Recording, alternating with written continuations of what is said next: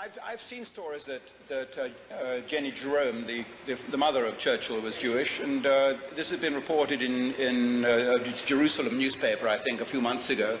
And now I'm obviously looking into that she had Jewish blood in her maternal line. Very interesting indeed. I don't think Churchill was cognizant of that fact. He never mentioned it. But what is interesting are his links with the Jewish community, which I'll go into in a little bit of detail here. Because they've not been gone into by any of the other Churchill biographers for obvious reason. In particular, the main authorized Churchill biographer, Martin Gilbert, hasn't gone into it for the simple reason that he's one himself, and he doesn't want to harp on that fact. But the two basic areas of interest to look at in Churchill's career are the period when he was in the so-called wilderness, when he resigned from Stanley Baldwin's cabinet as a minister, and for the next 10 years, until 1939, he was out of office, out of any office at all. He was just a member of Parliament. So all he had was his salary as a member of Parliament and his rather pitiful earnings as a journalist, and yet somehow he managed to support an enormous country estate, which cost a very large sum of money to support, with all the gardeners and the nurseries, and the nurses and the nannies and the cooks and the housekeepers and all the rest of it. He had a private staff of sometimes 20 or 30 people, all supported on his salary as a member of Parliament, which was at that time £500 per annum, $750 a year, or $2,000 actually, because at that time I think it was $4 to the pound. How did he do it? Well, the answer is that from 1936 onwards, he was financed by a little secret pressure group called the Focus.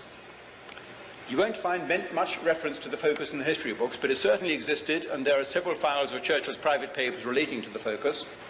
The Focus was a group of perhaps 30 or 40 leading British industrialists and bankers and former politicians who decided that Churchill was worth keeping afloat, and they funded him. They weren't all Jews. They were primarily Jewish, but there were also left-wing socialists and left-wing conservative members of Parliament who all decided to keep him afloat. In July 1936, the then chairman of the of the Shell Petroleum Company wrote out a cheque for Churchill of the order of £40,000, which in modern-day money would be probably about $700,000, and gave it to him as a gift. He was Jewish.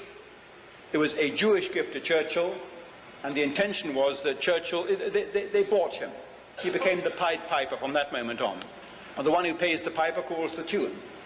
If you look at the events as they really happened, until 1936, he hardly gave Germany a passing mention in his speeches and writings. Other things were more important. From 1936 onwards, he began beating the anti-Nazi, anti-German drum. And at that time, there was a great deal of pro-German sentiment in Britain, as witnessed the behavior of the Duke of Windsor, the King. King Edward VIII, who ruled for just less than a year after the death of his father, was very pro-German and pro-Hitler, and actually got on very well with Adolf Hitler when he visited Germany later in 1937. He was forced to abdicate by the same lobby, but it was this lobby which was financing Churchill from 1936 onwards, and which finally maneuvered and engineered his introduction into the cabinet in 1939, and finally his taking over as Prime Minister in 1940.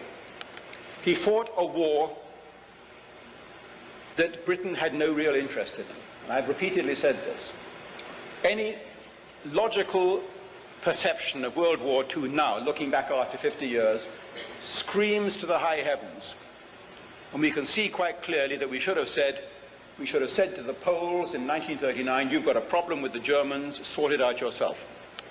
We should have said to the Jews, you've got a problem with the Nazis, sort it out yourself.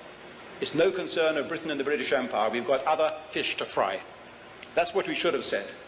Churchill, unfortunately, was beholden to these people, and he had no alternative. So in 1940, when we had a choice put to us of accepting the very generous peace offer that was put to us, which has been concealed from the history books by the Germans, or of fighting a totally senseless war onwards, Churchill took the wrong turning and bankrupted Britain and ruined the British Empire. I first said this in my book, Churchill's War, in 1987, and now 5 other major historians have said the same thing.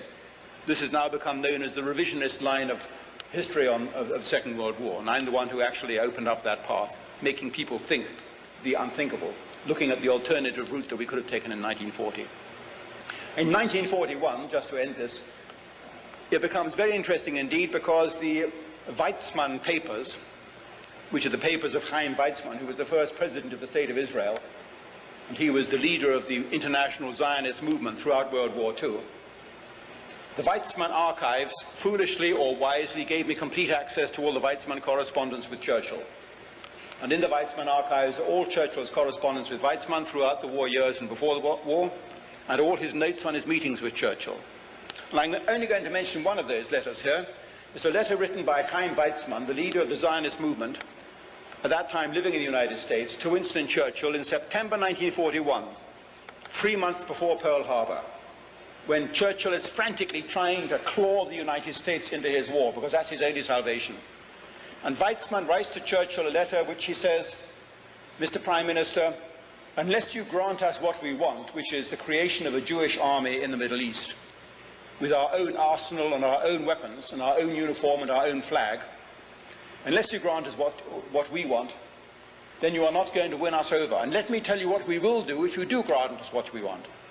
If you grant us our wishes, then we will act on your behalf in the United States. And remember, Mr. Churchill," he writes in this letter, "remember, we are the only powerful, unified bloc in the United States which solidly backs the British cause in this war." September 1941. Everybody else is basically isolationist. We are the only ethnic, unified group which solidly backs the British cause. We are the only people who are in the position to bring the United States into this war. We did it in the last war, and we can do it again. Needless to say, I quote this letter in volume 2 of my Churchill biography in a chapter called "We Did It Before and We Can Do It Again," and I don't expect to get any applause from the newspaper community in Britain for having revealed this letter, but I think it's a very